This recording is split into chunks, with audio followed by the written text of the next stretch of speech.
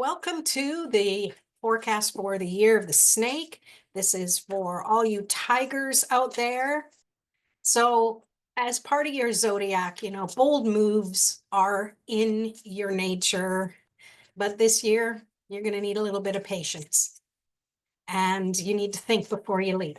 So, let's do this reading, and I'm going to be pulling the overall energy, the challenges, the opportunities, and the balance and flow. And wowsy, right off the bat, you've got two major arcanas in the middle, and on the outsides, you've got the Three of Pentacles and the Seven of Pentacles. So let's unpack this a bit. All right, so the overall energy is the Seven of Pentacles. And it really feels like this is something that isn't new. Like, you're not starting something brand new this year.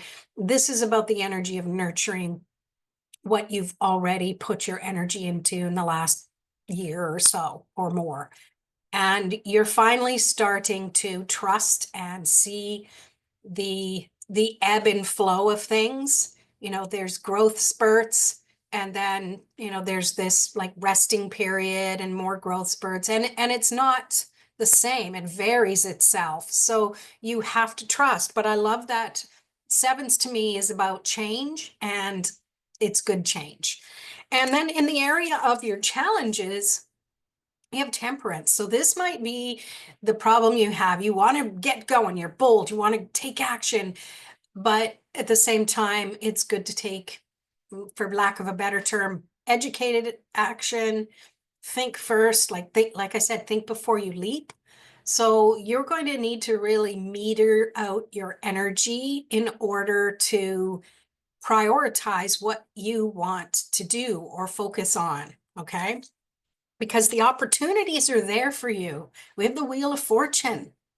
And this is just saying that it's all going to be fantastic for you, but you have to be willing to meet the energy part way, which means toning it down a bit sometimes when you feel like, oh yeah, I want to do this thing.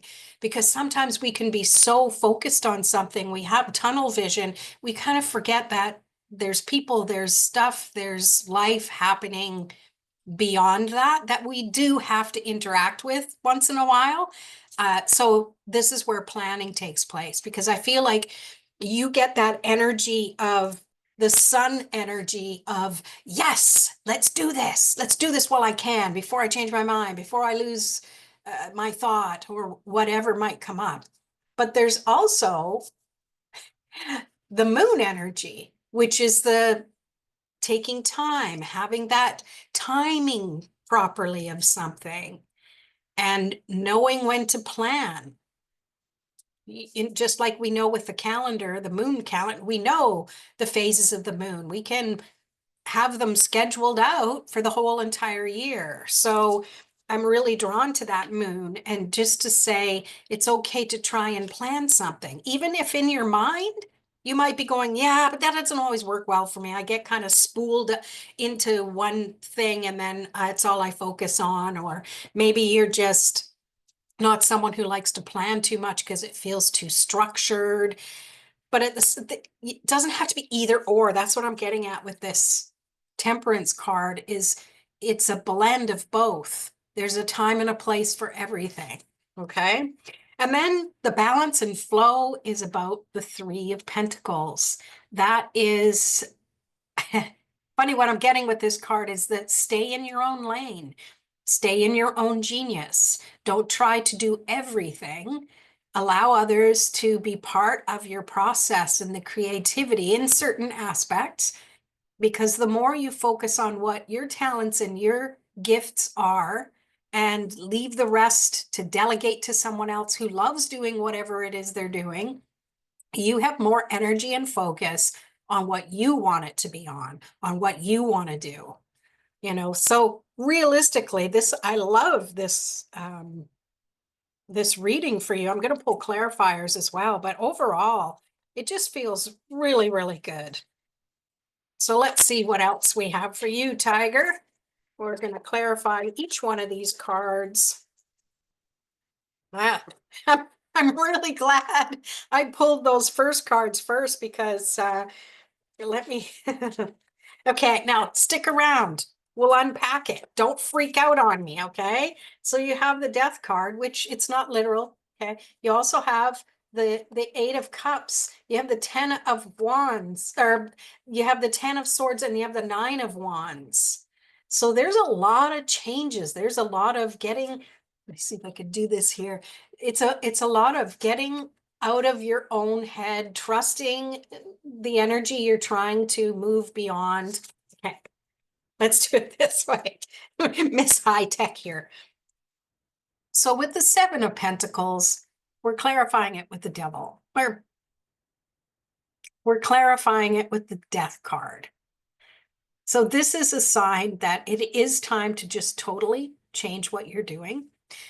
But my message before with the Seven of Pentacles was about nurturing what's already been happening. Now, here's the thing. If you feel like what you've been doing, like there's a dead end, like I think trust your intuition. That's kind of what I get from the Eight of Cups. So to me, these two go hand in hand. It's like, I need more hands, speaking of hands. It's like you trust your intuition and you know when something is just done and it's time to move on. Okay. But my message for the Seven of Pentacles still stands about relying on the work and the efforts you've been taking this past year or so and trust that things are growing. It's just, you also need to prune, right? If you're actually, we're going with the plant analogy. If you want something to grow even more, you've got to prune it back a little bit. That's where the death card comes in. That's where it's like, what am I doing that I need to stop doing or let go of for now, right? Because I always believe in resurrection. So this to me isn't a finale in the form it is, yes, but something better can come from that. All right, and then clarifying the temperance, we have the Eight of Cups, which is definitely, and okay, this just drew my eye right here. You have an eclipse. You also just have like the sun and the moon together, because that could be them in the sky, right? And what I was talking about earlier with the sun and the moon here, I really feel drawn to what I said earlier about scheduling things or planning things a little bit more than you do now. Like you don't have to go from one extreme to another. You're not going to go from crawling to a marathon, right? So you just do it in a way that feels not too uncomfortable, which means it's doable, which means it's sustainable for a while.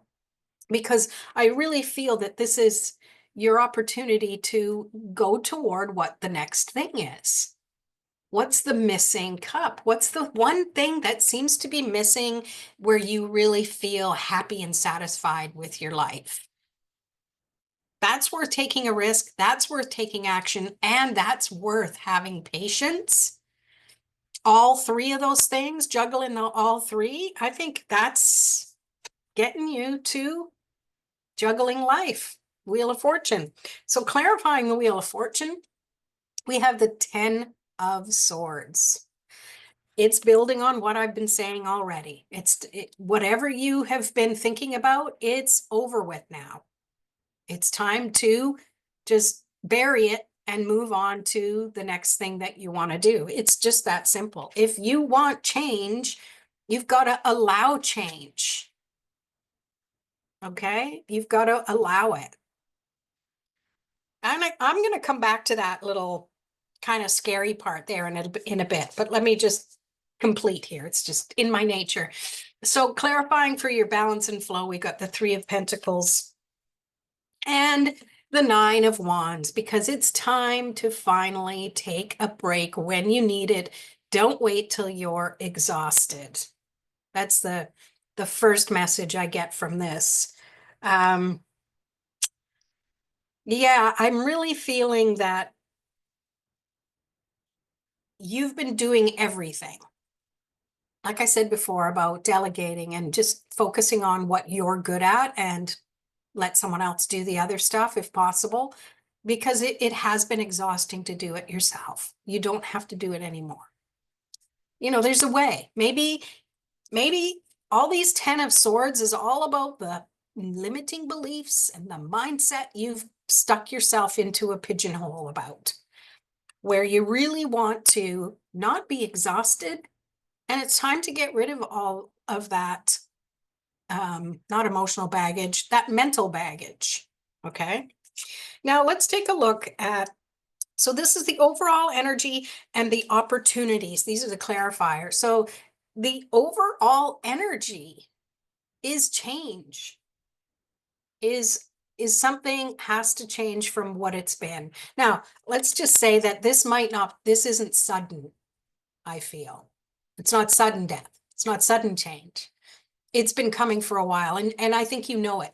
I think you already know it. You've been aware of it, and there might be a little bit of resistance. That'd be one sword.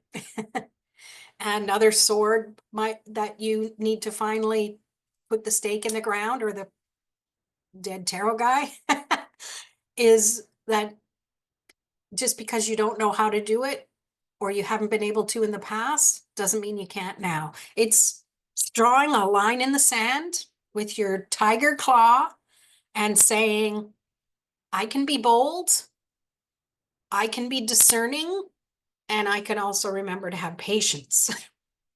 There's the key. So I'm going to pull one more card just to get a last little picture of this. But realistically, you know, you've got 3 major arcanas. You've got wands, swords, cups. There are no yes, there are pentacles. So you've got, if you can release the negative thoughts and overdoing or doing too much, you can be in flow with your everyday life, with your abundance, and also with clearing your emotional energy, saying goodbye to that. I'm drawn to the 8 of cups for that. All right, let me go here. Let me get you another one. All right. You have the 6 of wands. Almost out of all of the wands, there's a few. I mean, they're all have a positive aspect, but this one out of them all, it's basically saying you are ready to take all of your good ideas, your good thoughts, the changes you're making mentally to the next place. You're ready to move on and take all of the good thoughts with you, is what I pick up from that one. So there you are. Overall, Tiger, I hope you enjoyed this reading. Be sure to subscribe. Also, if you want to round it all out, check out your 2025 astrological zodiac sign, and that might give you a better picture. All right, that's it. See you in the next video. Peace.